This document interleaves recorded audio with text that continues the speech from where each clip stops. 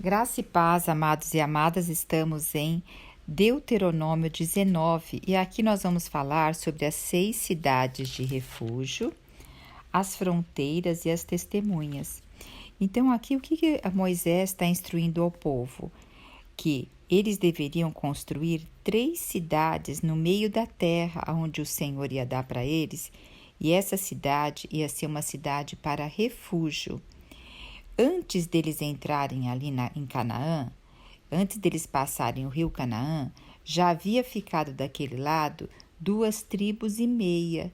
E lá naquele lado também já foi solicitado para construir 3 cidades-refúgios. Agora, depois que eles vão passar o Jordão, deveria ser construído mais 3 cidades-refúgios. E qual era o objetivo dessa cidade? Era quando alguém estivesse com outra pessoa e sem querer viesse a matá-la. Então, aqui no versículo 5 até diz assim, olha, por exemplo, certo homem vai com seu amigo cortar lenha na floresta, e ao levantar o machado para golpear a árvore, o ferro escapa e atinge seu amigo e fere de morte. Neste caso, essa pessoa ela vai poder fugir para essa cidade refúgio.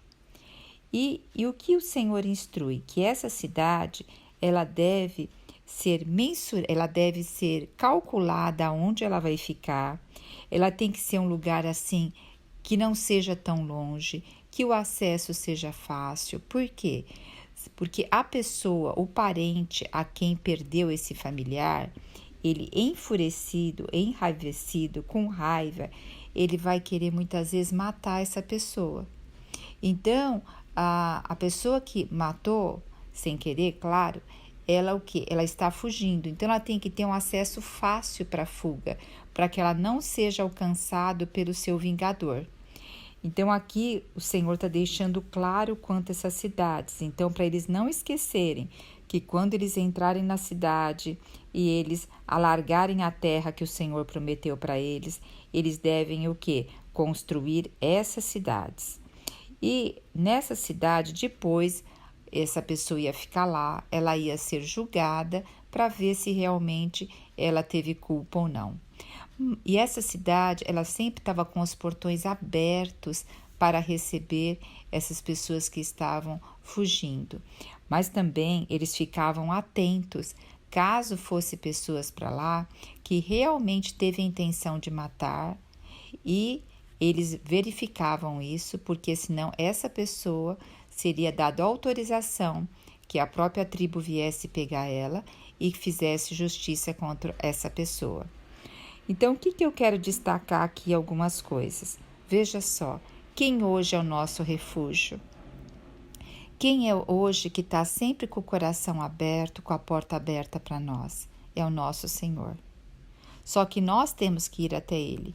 O caminho é fácil, o caminho está aberto, porque veja só, aqui o Senhor está chamando a atenção que deveria ser fácil a forma deles irem para lá. Então, provavelmente, devia ser uma estrada ou uma trilha que fosse uma manutenção, alguma coisa. Então, hoje o Senhor abriu um novo e vivo caminho para a gente estar debaixo dele, para a gente estar com ele, debaixo das suas asas. Então o Senhor lembra, ele é sempre o nosso refúgio, sempre presente na angústia, como a palavra diz. E agora outra coisa que nos chama atenção aqui também, que é o vingador da vítima. Por ele estar com tanta raiva, com tanto ódio, ele não ia nem pensar no que aconteceu. Ele ia lá querer se vingar. Veja, aqui nos chama a atenção quando as pessoas estão dominadas pelas emoções. Emoção é algo que domina. Por isso que nós devemos começar a prestar atenção. O que nos domina? Emoção é algo que toma conta do nosso corpo. Veja, a paixão. A paixão é uma emoção exacerbada que tem várias alterações de neurotransmissores e forma de pensamento. Geralmente uma paixão dura em média até quase 2 anos. Então nós precisamos observar que se nós cultivarmos determinadas emoções na nossa vida, na hora de casos mais graves, aí nós não vamos saber nem lidar e vamos poder deixar nossa situação pior também. Então, o que a palavra do Senhor nos diz lá em 1 João 3,15? Diz assim, olha só como o Novo Testamento já fala, hein? Qualquer que odeia seu irmão é um homicida, porque já matou ele no coração. Então, hoje o Senhor está falando, olha, aqui no Antigo Testamento, eu falava muito sobre o que era comportamento, o que era ação, o que se fazia. Agora, hoje, na Nova Aliança, no Novo Testamento, eu falo sobre o que tem dentro de você. Qual é a intenção do teu coração, qual o seu pensamento, qual os seus sentimentos. Então, hoje o Senhor não quer tratar com a formalidade do comportamento, porque o comportamento nada mais é do que algo que está acontecendo no nosso interior. Então, por isso que não adianta a gente ficar preocupado tanto com a aparência, se o nosso coração não estiver limpo na presença do Senhor. Então, eu convido você hoje, por meio dessa palavra que o Senhor nos deixou, primeiro, saber que o nosso Senhor, Ele é a nossa cidade refúgio. Ele está sempre te esperando com as portas abertas e um caminho totalmente fácil para ir a Ele. E segundo lugar, presta atenção nas suas emoções. Então comece, aquele que você tem uma rusga, comece a perdoar ele. Comece a falar, Senhor, eu tomo a decisão do perdão, agora faz o processo do perdão no meu coração. Senhor, eu me abro para o perdão. E depois do processo do perdão, começa a abençoar essa pessoa. Isso. Abençoar é algo tão rico, gente. Porque eu já passei por esse processo de pedir para o Senhor me ajudar a perdoar determinada pessoa. Tomei a decisão, mas a mágoa ainda estava grande. Fui na presença do Senhor e comecei a orar todo dia pela pessoa. Aí depois eu passei pelo processo de abençoar essa pessoa. Como é gostoso, porque depois quando você a vê, como você está com o coração leve. E você se alegra com a vitória que a pessoa vier a ter. Então eu convido vocês, por meio dessa palavra, a refletir e começar a avaliar o que está no seu coração. Agora vamos ver o que nos diz no versículo 14. Está dizendo aqui, olha, não colocarás os marcos de divisa na propriedade do teu vizinho. O que significa isso? Não deslocará os marcos de divisa da propriedade do teu vizinho. Porque antigamente, como que eles dividiam as terras? Eles faziam um montão de pedras e tinha a divisão de tal terra era de um, tal terra era de outro. Então, aqui está dizendo que não poderia fazer o quê?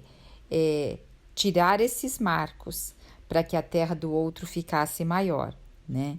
E agora, a partir do versículo 15, vai falar de testemunhas. Quando acontecesse, vamos supor, alguém removesse lá o marco de uma terra e uma pessoa visse, ela teria que estar chamando outra pessoa para também ver o que o outro estava fazendo, para que assim pudesse acusar aquela pessoa. Se só uma pessoa visse e fosse acusar, aquela pessoa não era válido, tinha que ter 2 ou 3 testemunhas para isso.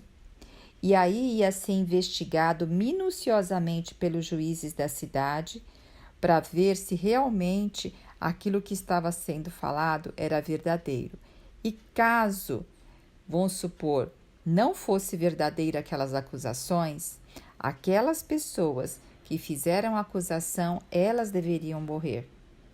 Então aqui era muito sério e já cortava o mal realmente pela raiz. Então, caso fosse acusar alguém, tinha que ter mais de uma testemunha, tinha que ser 2 a 3 testemunhas e pessoas idôneas, não era qualquer pessoa não, tinham que ser pessoas que tivessem lisúrias, que fossem essas testemunhas. E depois o juiz ia avaliar minuciosamente, para ver se era verdade, se não, e haveria condenação. Caso as pessoas estivessem falando mentira, uma acusação falsa, elas sofreriam e elas morreriam por isso. Ou se fosse morte por morte, olho por olho, mão por mão, pé por pé, porque havia nessa época algumas leis que quanto a roubo, quanto a fazer coisas que não devia, cada um tinha um tipo de punição. E essa punição ia para quem estava fazendo um testemunho falso. Então nós vemos aqui como o Senhor trata com a verdade, a forma de nós falarmos as coisas, né? Hoje nós vivemos num mundo que a gente não sabe mais o que é verdade e cada um luta pela sua verdade sem considerar o todo. Então hoje a gente está cheio de fake news e não só isso, as notícias não dão mais para acreditar em nada. Por isso que nós temos que guardar o nosso coração em Cristo Jesus e não ficar tomando partido das coisas. Aleluia! Jesus Cristo é o nosso Senhor.